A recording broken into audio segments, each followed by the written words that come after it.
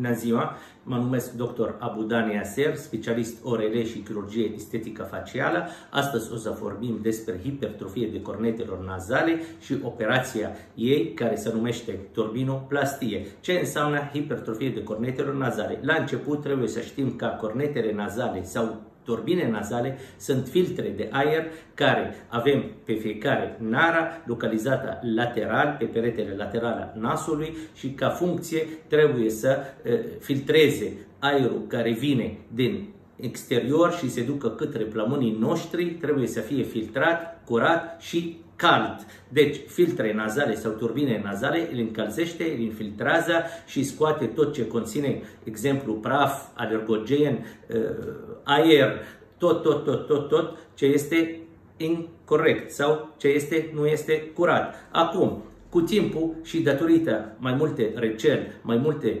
problemele cu alergogenii și cum este rinită alergică, se inflamează cele două cornetele și cresc în volum și fac obstrucția nazală și dureri de cap, sfărăitul noaptea și uneori lipsa de respirație și apnea nocturnă. Uneori vine la doctorul face un consult cu endoscopia sau fibroscopia și diagnosticul este deviația de sept plus hipertrofie de cornetelor nazale. Marea majoritatea pacienții sunt comune cele două operații. Eu personal operez deviația de sept odată cu hipertrofie de cornetelor nazale. Operația de hipertrofie de cornetelor nazale eu o fac endoscopic cu shaver, adică fără să avem tot sângerări post-operator, fără să avem tăiătură, fără să avem spargerea și spargerea oasele. Intram endoscopic foarte frumos, micșoram volumul de cornetelor nazale și în același timp, cum micșoram volumul de cornetelor nazale, cauterizam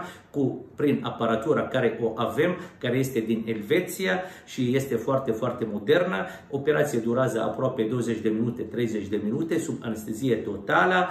Recuperarea este în primele 24 de ore externarea din spital, fără sângerări, fără tumificație, fără cianuză, fără dureri, recuperarea într-o 6-7 zile, 10 zile maximum și o să dispară toate simptomele. Și trebuie să știm că trebuie să-i facem cele două operații comune. Odată, deviația de sept, care este septoplastie plus turbinoplastie. Eu personal le fac amândouă endoscopice sub controlul endoscop și laser.